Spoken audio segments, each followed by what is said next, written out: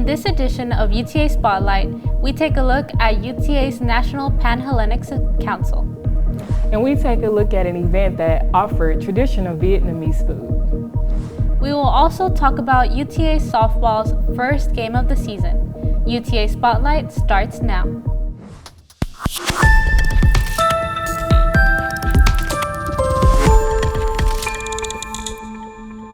Welcome to UTA Spotlight, where we tell you what's going on at UT Arlington. I'm Kiera Robinson. And I'm Jeanette Pardo. Thank you for joining us. UTA's National Pan-Hellenic Council is an organization on campus devoted to community awareness and action through educational, economic, and cultural service activities. Last week, the NPHC hosted a Meet the Greeks game night.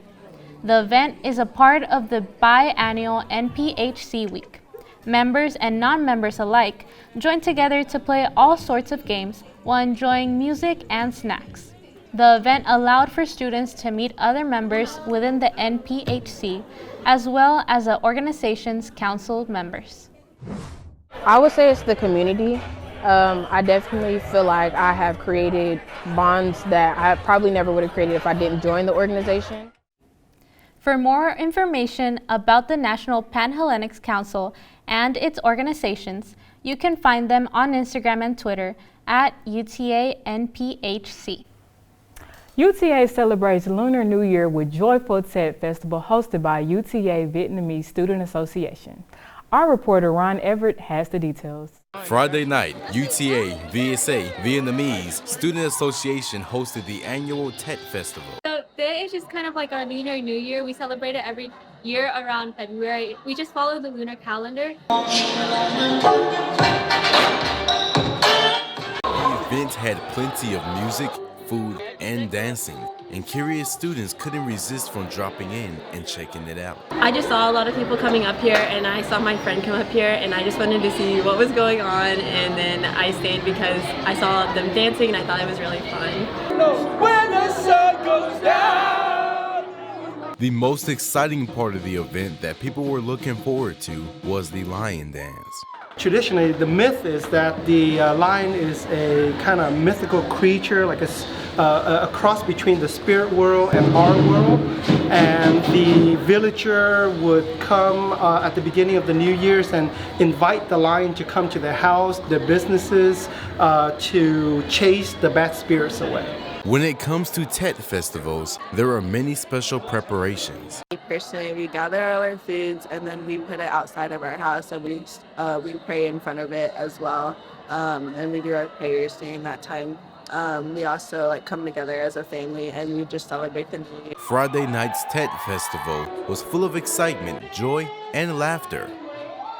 UTA News, I'm Ron Everett.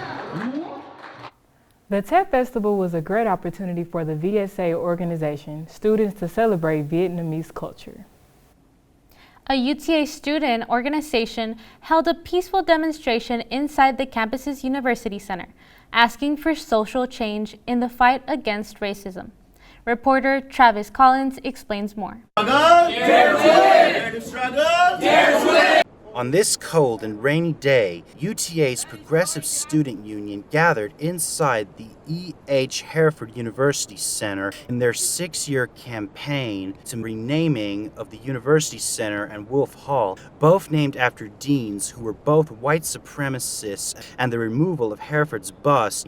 Justin Bent, the vice president PSU, explains UTA's racist history. He sanctioned blackface minstrel shows.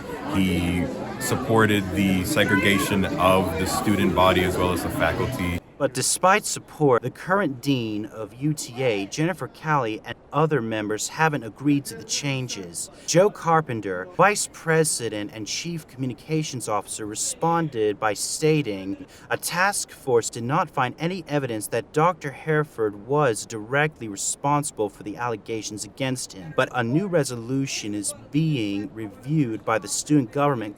If successful, the PSU would like to be named in honor honor of Himika and Elijah McMillan, both UTA students and civil rights activists. Garrett Bonfante explains their strong hope that the vote will pass. I think if they value diversity and inclusion as much as they like to say that they do, they should have no issue with this resolution. This is Travis Collins with UTA News. You can learn more about the Progressive Student Union and their values and goals by emailing them at uta.psu@gmail.com.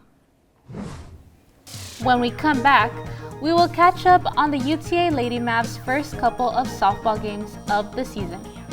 And we will also discover how the Fab Lab is helping students save money with old jeans.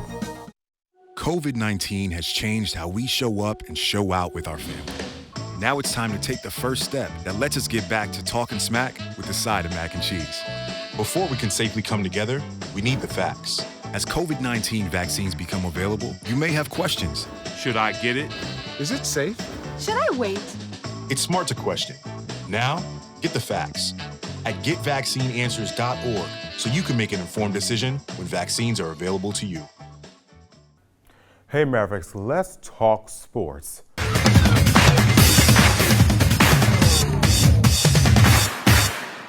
Welcome back to UTA Sports. I'm Jonathan Davis. UTA softball kicked off its season on Friday, and our reporter Geraldo Perez was there for all the action.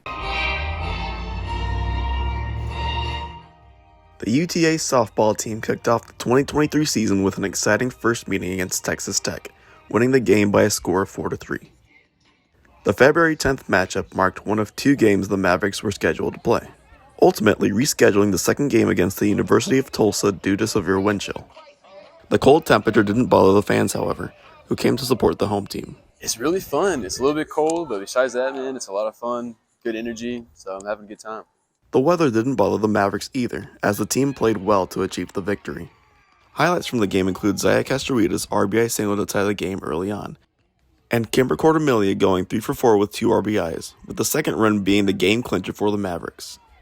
First-year head coach Kara Dill commented on her team's impressive first win of the season. Oh, it's huge. It sets the tone for the season. It's a lot of things that the girls that we've worked on in practice. It's just staying in the process, getting leadoff outs, making routine plays, getting people on base, executing. They did all those things really well. Together with new leadership and a group of dedicated athletes, the UTA softball team is ready to make some noise this season. Gerardo Perez, UTA News. It was certainly a great game for the Mavs to kick off the season. Unfortunately, as the weekend of UTA softball continued, the results were not as they hoped for. James Lutraw has more. This past weekend, we got to see the first few games of the season for UTA softball, and they were matched up with Tulsa and Texas Tech. I'm Jake Wilson. I'm the sports director for UTARadio.com. The game on Saturday against Tech was a defensive battle for most of the contest. However, Tech was able to break the scoreless tie in the 4th inning with a solo home run. Up and out, 1, 2, or 3. Howard says 2. My name is Jairus Johnson. I was a camera 1 operator on home plate. And it's 2. Just a great overall concerted effort from Texas Tech. Pitching a no-hitter is no easy feat. I know that. It's continued success and it's a continued concerted effort from the coaching staff to get the right calls in time. After the win on Friday and 2 wins against Tulsa, UTA begins with a 3-1 record. Well, they actually had 2 games, so they came out and won the first one against Tulsa, 4-3. They were down most of the game. They tied it up towards the 6th inning. And the 7th inning, they just rounded off and won the game 4-3. They would then add 2 more runs in the 5th and the dagger run in the 7th as Tech beat UTA 4-2. With a new head coach this season, this is a great way to start. The second game, we didn't get a hit against Texas Tech, so we lost. Coming off of 2 wins, they got to be feeling good going into tomorrow's matchup against Tulsa. Although it is tough to see the Mavs lose, it is rare to see a no-hitter.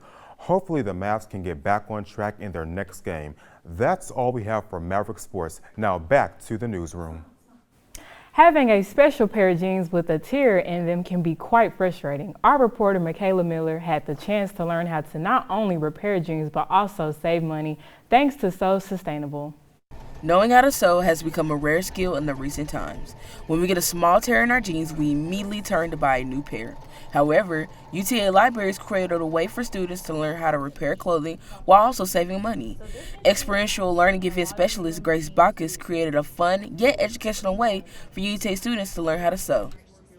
We teach students how to repair and revitalize their clothing instead of going out and buying new pieces. UTA Libraries allow hand-on experience with all of the proper sewing equipment. For just $1 an hour, any student is welcome to take on this challenge. Electrical engineering major Oscar Cervantes took on this opportunity because of how close it hit home for him. My mom sews. She used to sew back in the day, so that made me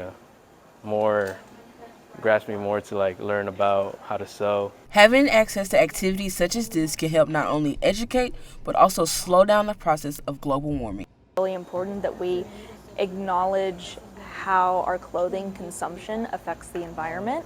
So this event is really important to learn about that. Not only did Cervantes gain valuable life skills, but he was also surprised with a starter sewing kit and a mini sewing machine. Get my own knowledge on it. Start YouTubing videos on how to do different type of designs and stuff like that. So it's pretty awesome. This is difficult. The next Sew Sustainable event will be March 9th, located at the Central Library in the Fab Lab, where you can learn how to paint with just bleach. That's all we have for today for this edition of UTA Spotlight. To stay up to date with us, please follow us on Facebook and Twitter at UTA News. I'm Kiara Robinson. And I'm Jeanette Pardo. Thank you so much for joining us.